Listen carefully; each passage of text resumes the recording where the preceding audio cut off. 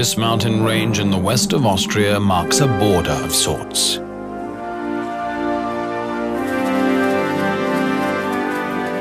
Looking east, the icy peaks of Tyrol spread to the horizon. To the west lies the province of Vorarlberg, once part of another continent. The rivers of this mountain send their waters to oceans far apart, the Black Sea and the North Sea. Up here, land cultivated for centuries borders on raw wilderness.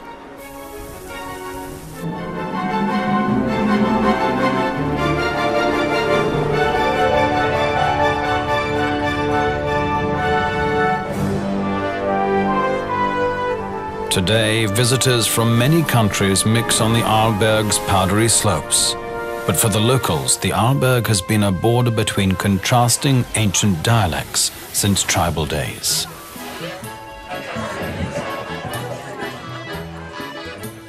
Even the menus in the ski chalets reflect two different cooking cultures, or just as often call the same dish by different names.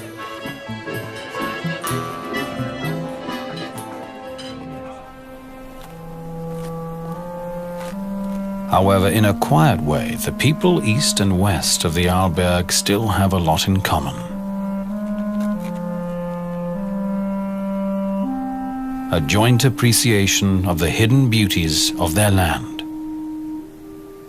A knowledge that the Arlberg is really a hidden paradise.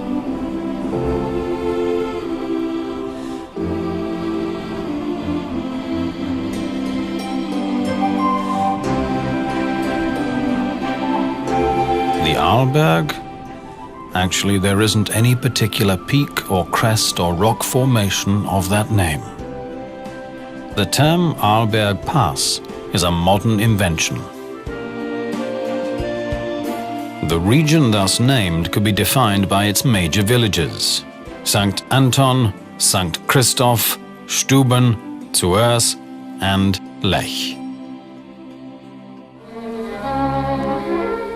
These used to be remote mountain villages, romantically picturesque but of little importance. But in the early 20th century came a dramatic change. The rich and the beautiful discovered this stunning mountain scenery as a perfect winter playground.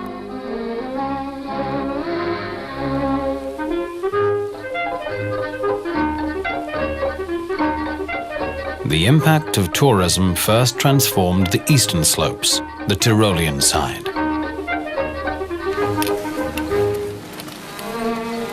The west, Vorarlberg, soon followed suit.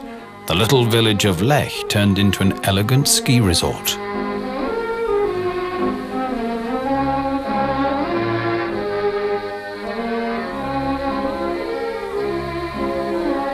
It all began in 1901. With the foundation of the Arlberg Ski Club. 20 years later, the region's first skiing school was founded, making the Arlberg the cradle of alpine skiing.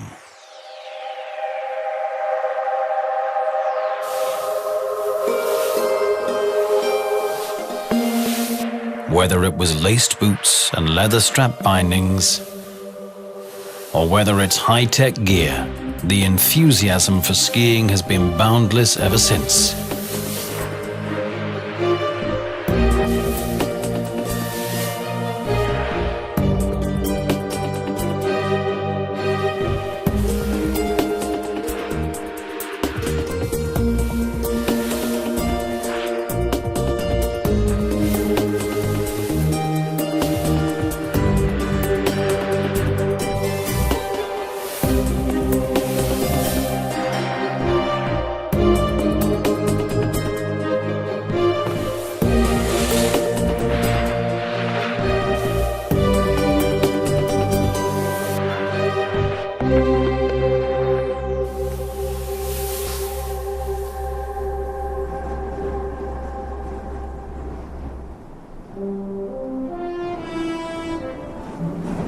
But it's not just two-legged creatures on one or two boards who occupy these slopes.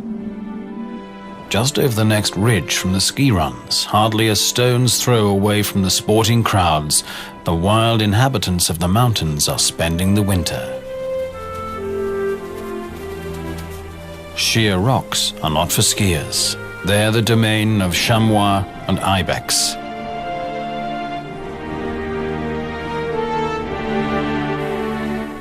In the height of winter, the mothers and their young seek out wind-swept mountaintops where the vegetation lies bare.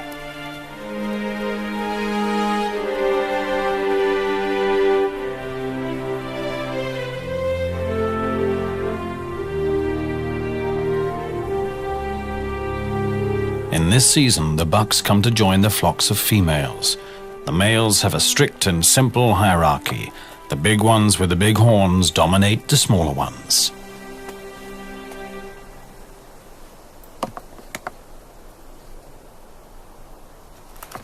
Such sparring among the bucks isn't serious. Their hierarchy has been established long ago, back in summer.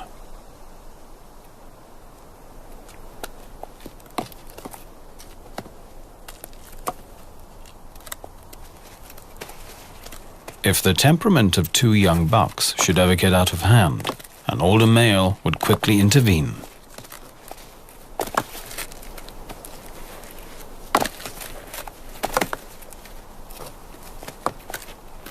In the cold weather, with sparse food resources, the entire herd would suffer if the males wasted their energy with infighting.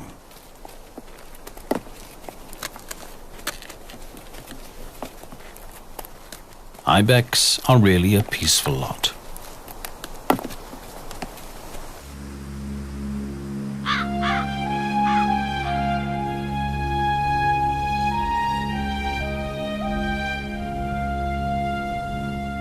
In terms of climate and weather, the Arlberg is in an exposed position.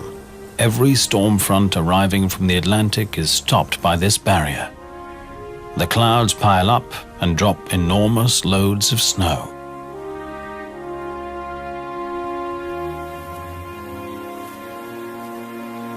Eurasian siskins spend the cold months in large flocks.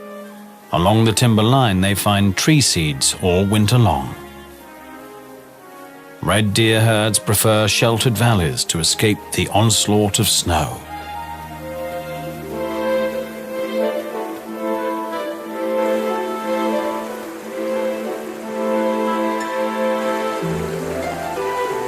In the western valleys, the average annual snow cover is 7 to even 8 meters. Up in St. Anton, it's about half of that. And in the higher valleys, the annual average is an incredible 14 meters. On the lee side of the ridges is where the snow really piles up. For the chamois, cutting across such slopes is not just tedious, they're risking their lives. Cautiously, an experienced female makes a track. The younger members of the flock follow, always mindful to keep the number of individuals in the danger zone to a minimum.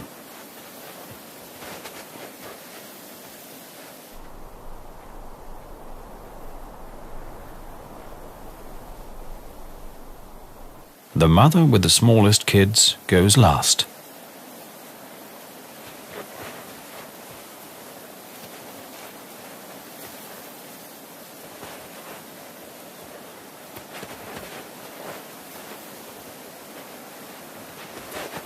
Often the chamois have to enter risky slopes to get to their grazing. In the old days, mountain farmers took the same risk to get hay for their livestock. Mit weißem Pelz überzieht der Winter die Landschaft. It's the snow that enables the farmers to get the hay on which their livestock depends. Ohne Heu keine Viehzucht.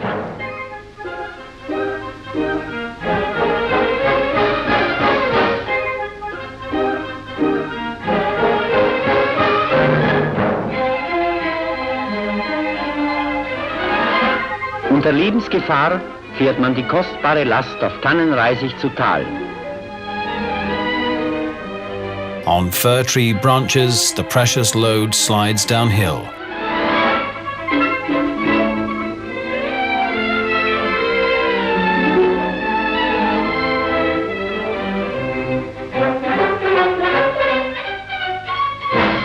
On level ground, the hay is packed on sleds and pulled to the village. Werden die Fuhren auf Kufen umgeladen. und in das Dorf gezogen.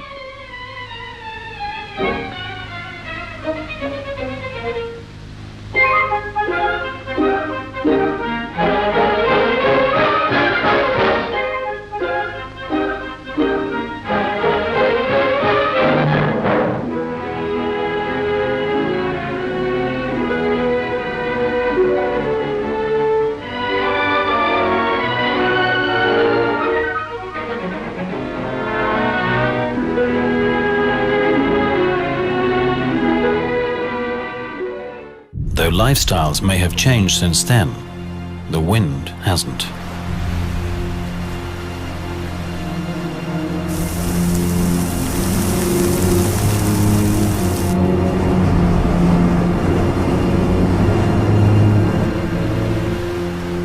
When storm gusts whirl up the snow, they pulverize the brittle snow crystals. The wind blows the snow over long distances, creating a new landscape.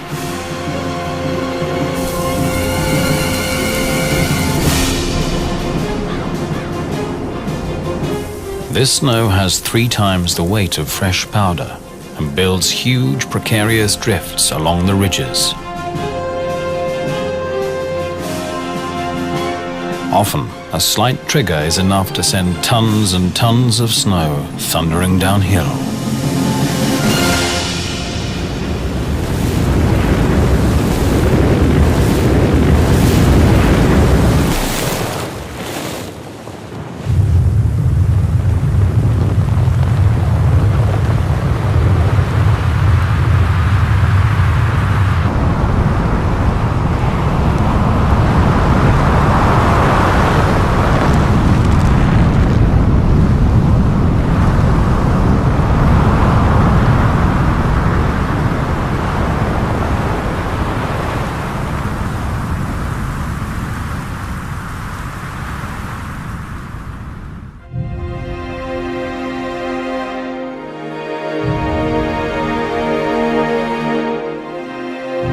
The people of the Arlberg have always had to live with the forces of nature. Since the late 19th century, structures like this gallery have offered protection against avalanches, but such measures have often proved insufficient.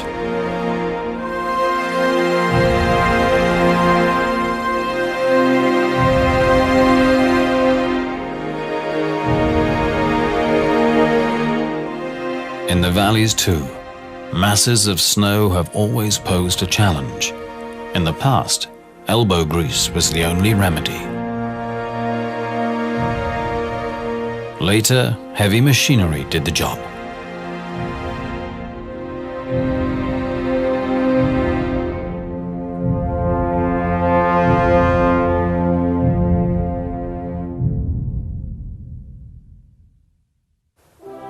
Back in the mountains above the village of Lech, there's a strange landscape feature, fully revealed only from the air.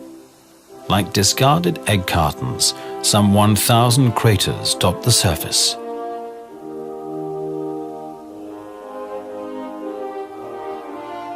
The biggest of these dolines is 100 meters across and 35 meters deep. It was created by a special form of erosion. Water made the gypsum in the rock expand. The surrounding rock crumbled and was eventually washed away by the rain. In the winter, this landscape with its many edges and craters and its labyrinth of snow-covered Swiss mountain pines is a perfect hideaway for wildlife. It's a permanent haunt of ptarmigans, together with chamois. They find food in places where small avalanches have exposed the ground.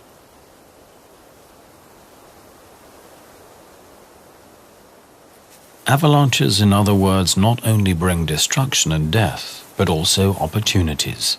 Without them, the snow blanket would cut off the animals from food for many months.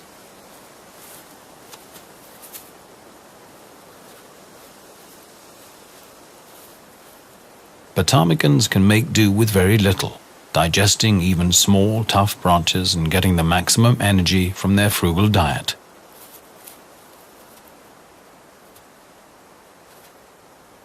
Overnight and around midday, The birds bury themselves in the deep snow to escape the wind.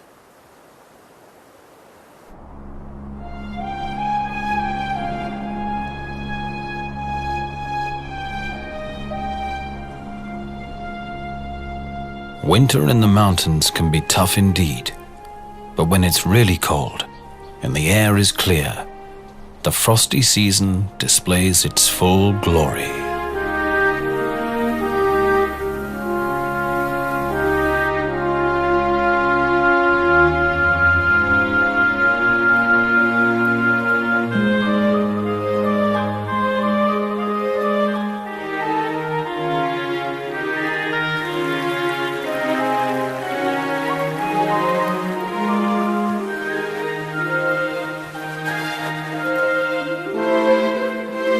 Fresh snow has covered the heights, sending the chamois downhill to sheltered places.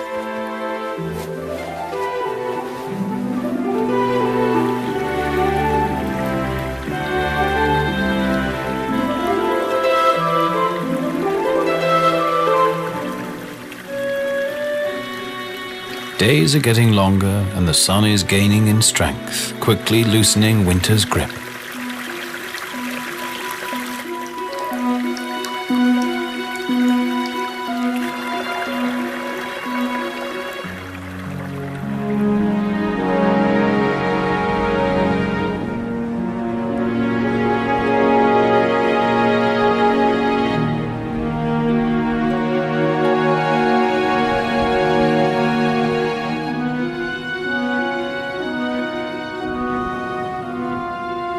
The trickle and murmur of water is everywhere. Water and warmth bring to light the first messengers of spring. Snowbells shoot from the thawing ground. These flowers are perfectly adapted to the extreme conditions up here, and beneath the snow, something is moving.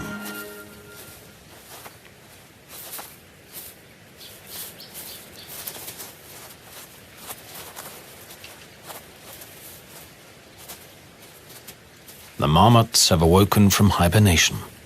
For more than 6 months they slept in their burrows, depending on their fat reserves. Now it's time for a hearty breakfast. From its hide, a ptarmigan is watching.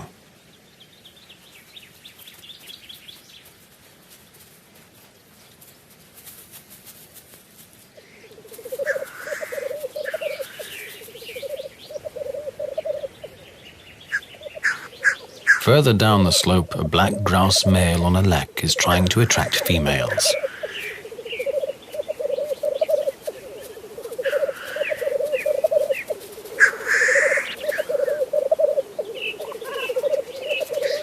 Any intruder on the lek will be confronted.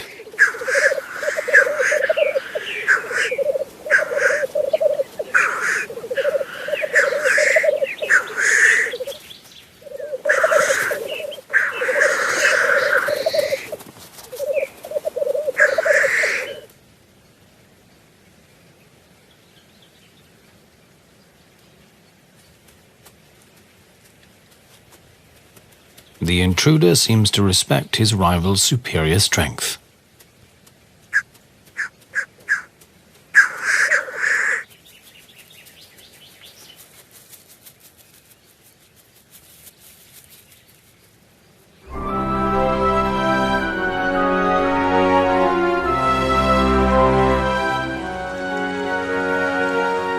It's mid-June. Spring arrives late up here. But now, on clear days, the sun is powerful and quickly melts the last remnants of snow and ice. Small rivulets now turn into powerful torrents.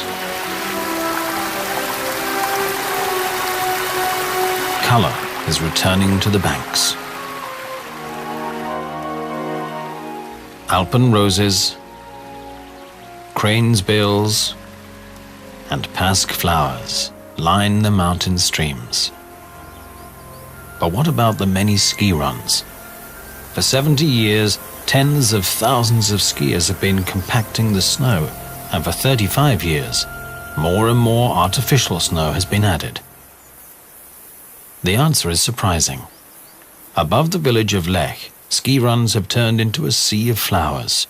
Just recently, botanists have counted more than 30 plant species per square meter, including rare protected plants like broad-leafed marsh orchid and the globe flower. All these flowers profit from regular mowing and grazing. In the shade of the forest edge, a rare botanical gem is found, the yellow lady's slipper. Its flower is surrounded by a so-called bract. To get to the nectar, insects squeeze into the bract and can leave it only through one opening. Since dead insects are often found beneath such plants, it was believed that the lady's slipper is a carnivorous plant.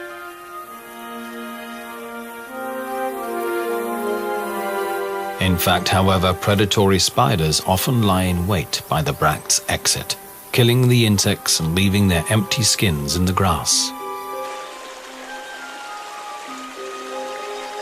In late spring, after the snowmelt, one of the sources of the Lech River is in spate. Crystal clear water gushes from limestone rocks, and soon the creek grows into a small river.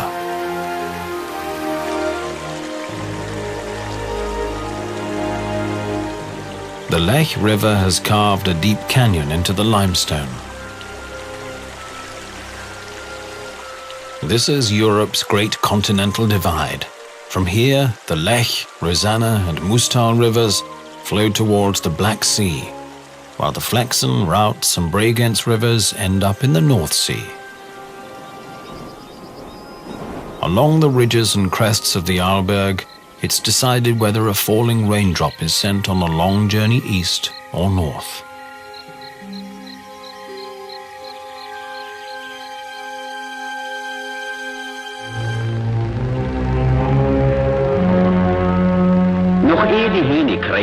Before the roosters crow and the wind chases the last wafts of fog out of the valleys and over the crests, the herdsman leads his herd to pasture. These paths are rough. The cattle have to climb over loose debris. Just setting one foot before the other can be a chore, and it goes on and on to a height of 2,000 meters. Bis in 2000 Meter Höhe führt die beschwerliche Reise. The mountain spring is as refreshing as the clear air up here. Glasklar ist das Wasser und genauso erfrischend wie die reine Luft der Berge.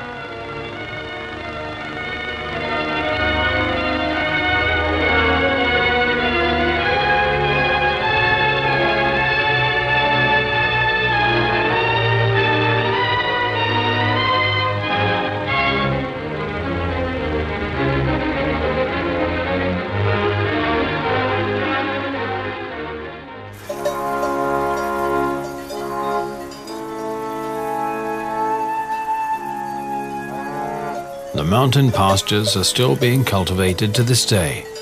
The grazing keeps bushes and trees down and the meadows clear.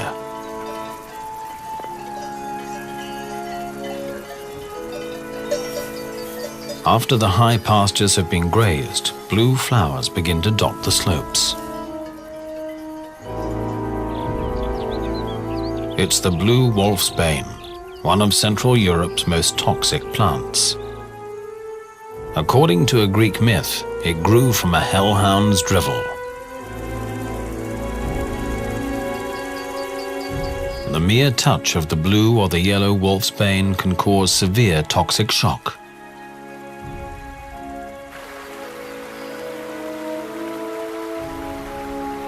The animals seem to be aware of the risk and keep away from it.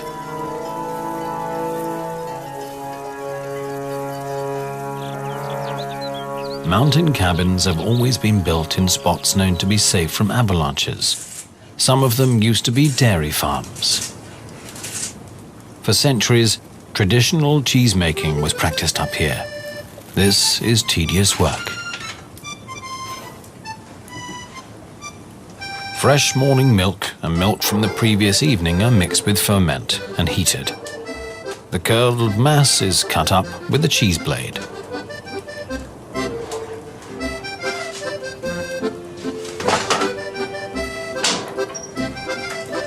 Then the mass is heated again and stirred for several hours.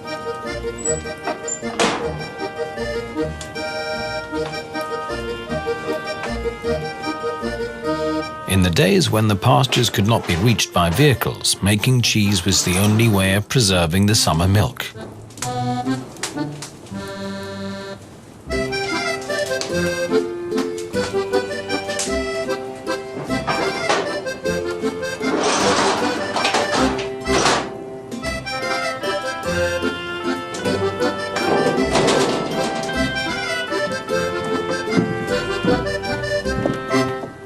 The job isn't finished yet.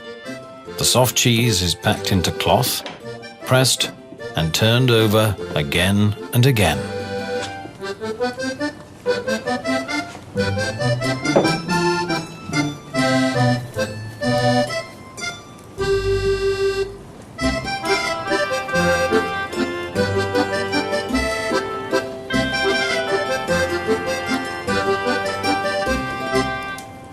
The whey is drained off.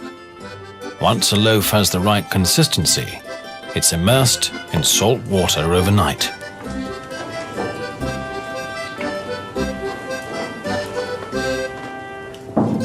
Regular turning and rubbing with salt water produces a nice rind. After 4 months, the cheese is mature, but its typical aroma will still take a while to develop.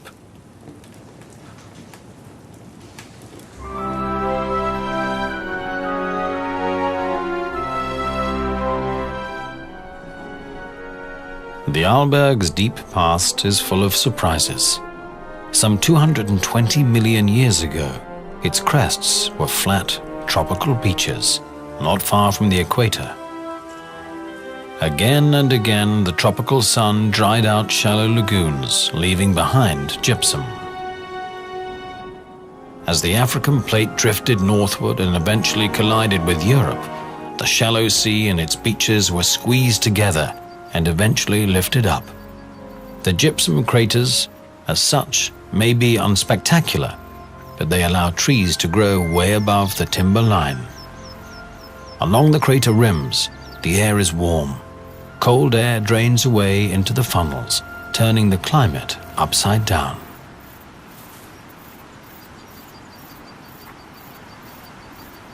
For the marmots, the sunny slopes of these craters are paradise.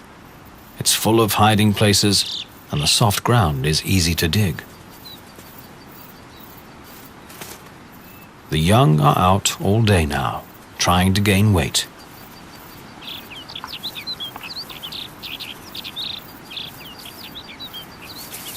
They have to hurry up. Summer is short in the mountains. To make it through their first winter, they'll need lots of fat. Now that food is plentiful, the marmots can afford to stay close to their tunnels, in case a golden eagle should suddenly appear out of the blue. Eating isn't everything. There also must be time for social life. All work and no play makes a dull marmot.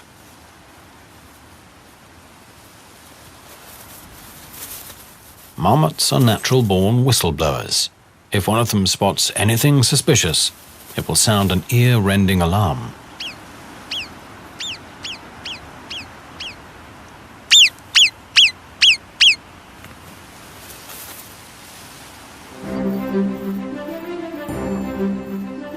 Higher up, a herd of chamois mothers and their kids have gathered.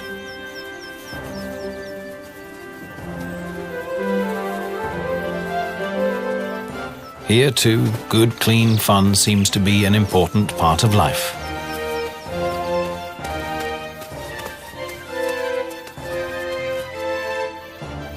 For the little ones, these are vital exercises to prepare them for life in a steep world.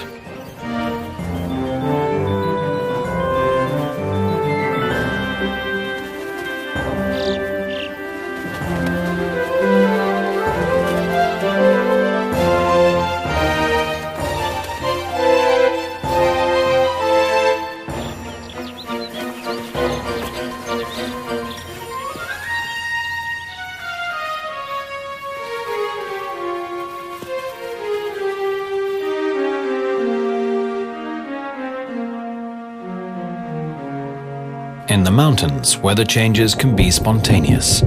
If the wind turns to a northerly or northeasterly, the Arlberg is in for a storm.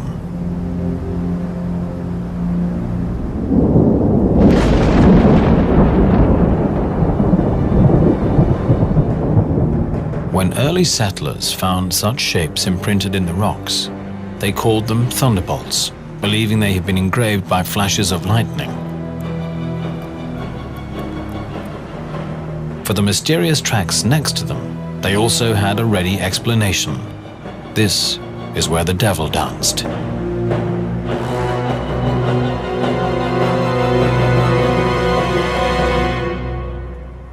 But there are more factual explanations. The thunderbolts are really remnants of early relatives of modern octopus, and the devil's footprints are seashells from an ancient reef. 200 million years ago, this was a seafloor.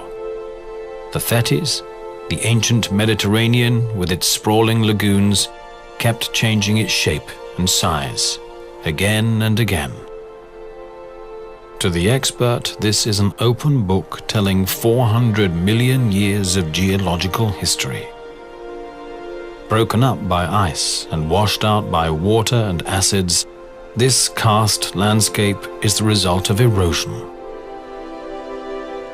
And there are even more witnesses of lost eras.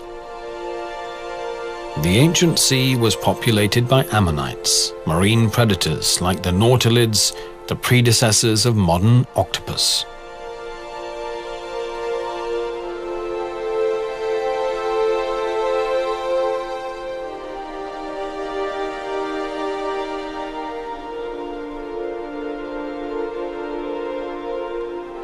These rock formations with their peculiar surface texture are remnants of corals that lived here some 200 million years ago.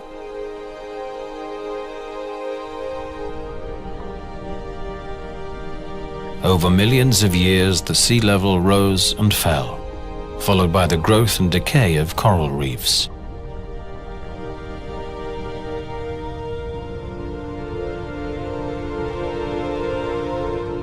The limestone skeletons of these tiny animals will gradually build up massive reefs.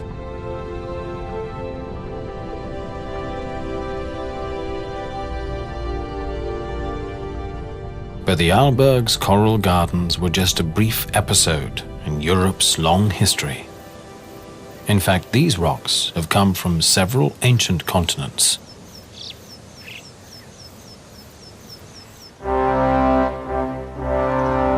Opposite the so-called Sea of Stone, there's another reminder of long-lost days.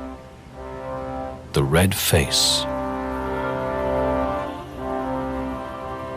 The red face's structure is simple and clear, without complex folds and faults, yet its history is fascinating. The layers at the base consist of the oldest rocks. A vertical climb up the red face is a time journey through more than 100 million years.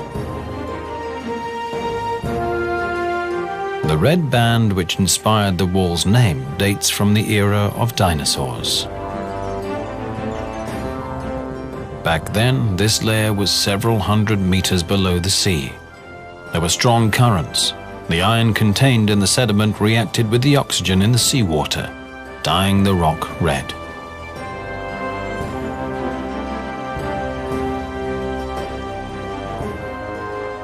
On the eastern side, in Tyrol, the rocks have an even longer story to tell. The climber's hands are touching the recycled rock of a mountain range that was eroded more than 300 million years ago.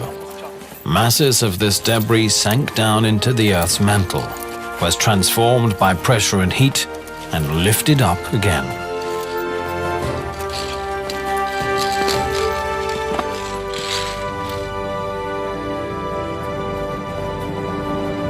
The rocks where ibex are resting today are echoes of ancient continents.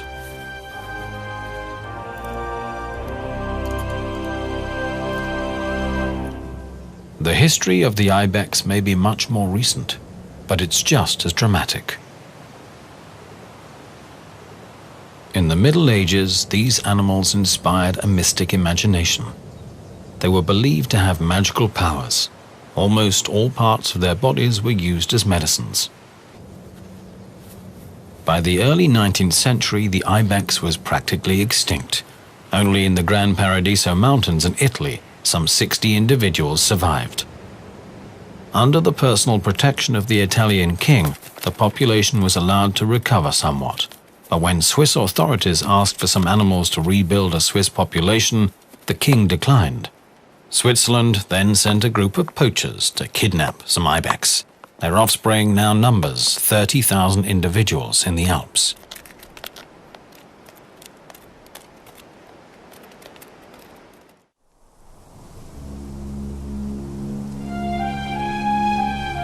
Snowfall is likely at any season on the Arlberg, even in the height of summer.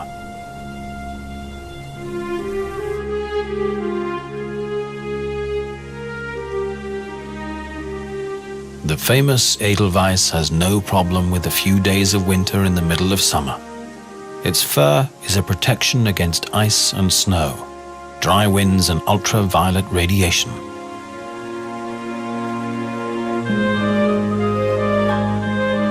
But snow in summer will not last long. As the fog lifts, it becomes clear that this time the blizzard was not so heavy. The cattle is unimpressed. The horses too seem to be used to this.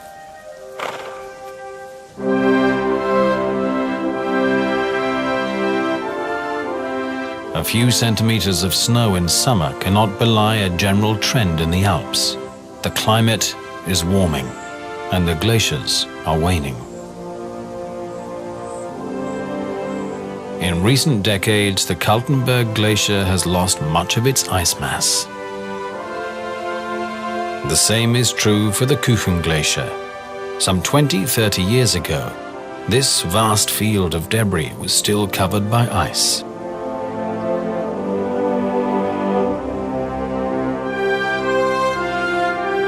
Over the past 25 years, many alpine glaciers have lost almost a third of their volume.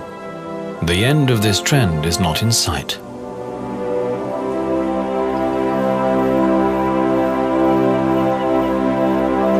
Down on the pastures, the cattle have eaten almost all the grass, leaving only a few big plants like the yellow gentian. Yellow gentian can grow very old, up to 70 years. Its taste is extremely bitter, and it has always been regarded as a medical plant. On the mountain meadows around the former village of Bursteg, it's now time for haymaking. In the olden days, this was done with scythes and rakes. Since the men used to be in the military working abroad, this hard work was left to the womenfolk.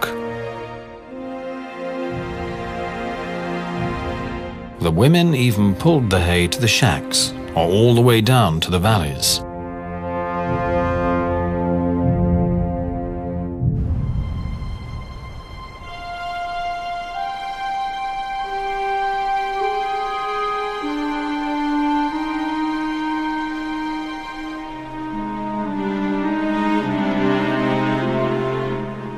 There are years when summer seems endless, but then the first night frost transforms the landscape overnight.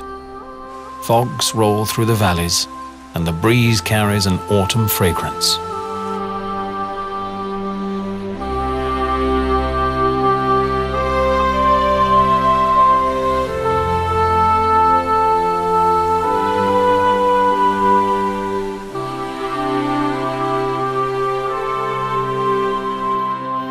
Bright yellow of the woodland contrasts the deep blue of the sky, accentuated by the neon red of rowan berries.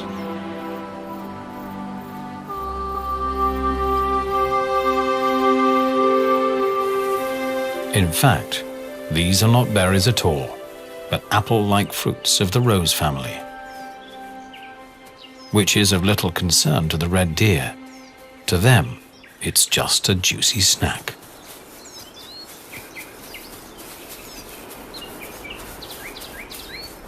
Before the winter, anything that's nourishing is welcome. The fruit of the rowan tree contains lots of sugar.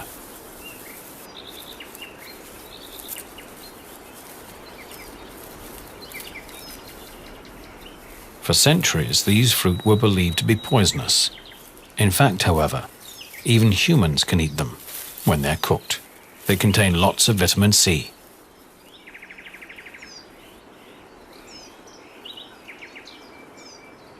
Not only ungulates like red and roe deer appreciate these red fruits.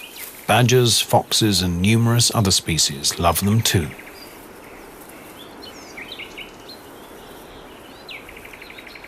Rowan trees grow along small streams as well as the timberline. Most of the trees are high, too high to reach for most animals.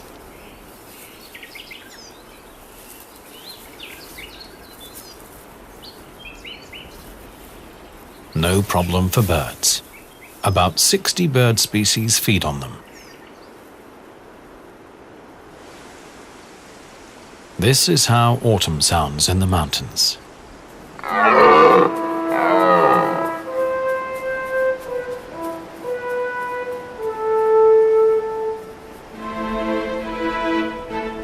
All day long, the rotting calls of stags echoes from the slopes. The roar is more than just a threat to male rivals. From a male's voice, females can discern the strength and health of a stag. The deeper the voice, the greater the attraction.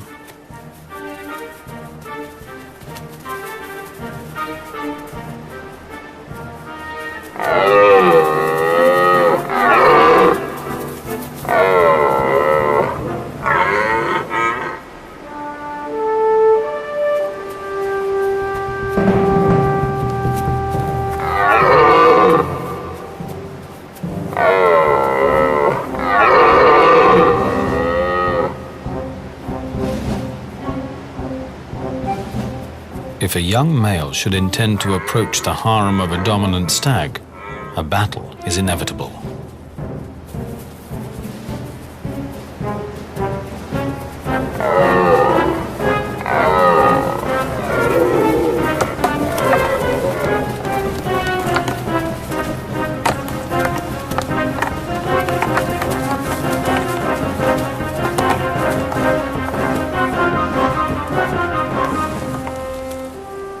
The rut can last several weeks.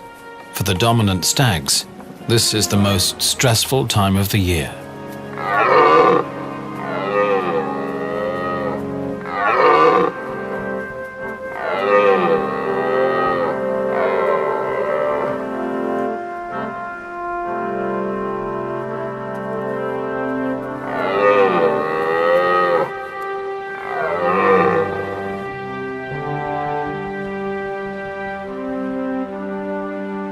The loser has to go.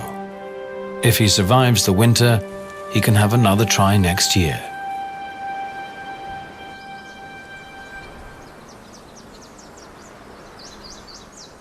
Now that the trees are in full color, it's time for a special harvest.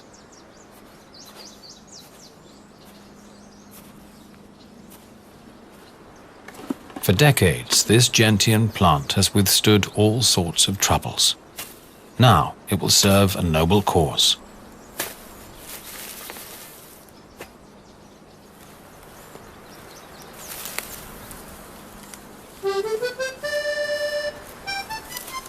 This is the stuff the legendary gentian schnapps is made of. Roots of the yellow gentian, not the blue variety as so many tags on stylish bottles suggest.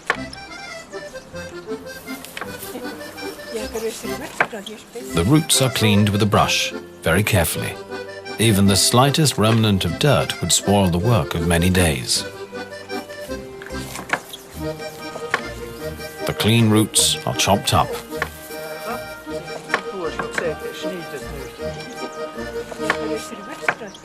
They are soaked in warm water, together with some yeast.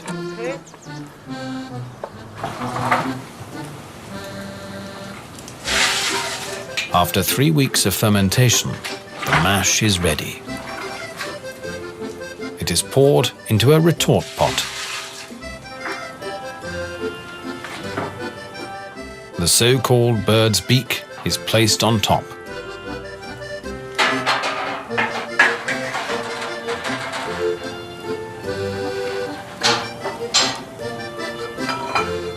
It requires experience to keep the temperature just right.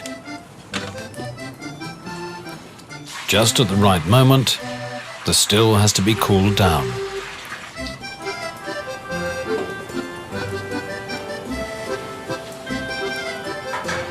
Gentian schnapps is distilled twice. Only then is it fit for consumption. In the Alps, any alcoholic beverage is regarded as medicine. In folk medicine, even the product of the first distilling is used as an ointment.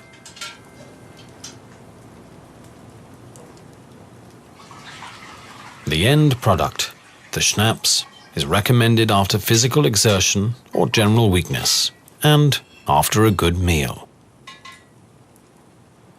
Tagesarbeit, abends Gäste. Bacon dumplings after a day of hard work. Who could resist? In the evening, a farmer would invite all of his farmhands for dinner. And dinner is rounded off with a glass of Gentian schnapps. Ein Schluck Enzian.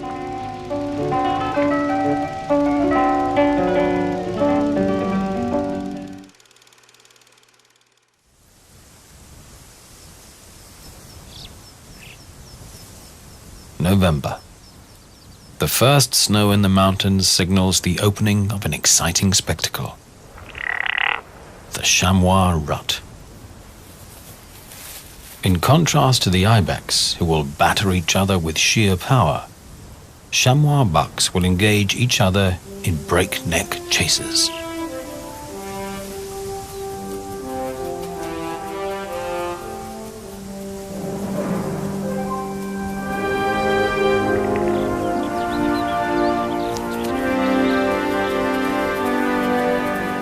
The stage is the roughest of terrains.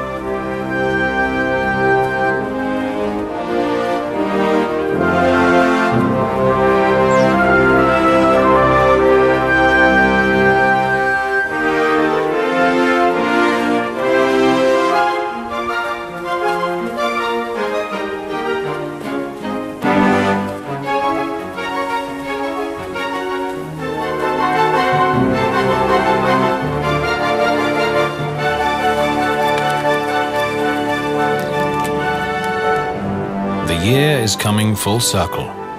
The chamois have done what is necessary to multiply in spring. Again, the Arlberg is gradually being buried in masses of snow. The animals are withdrawn to quiet valleys and rocky crags, and soon the crowds of two-legged winter guests will be back.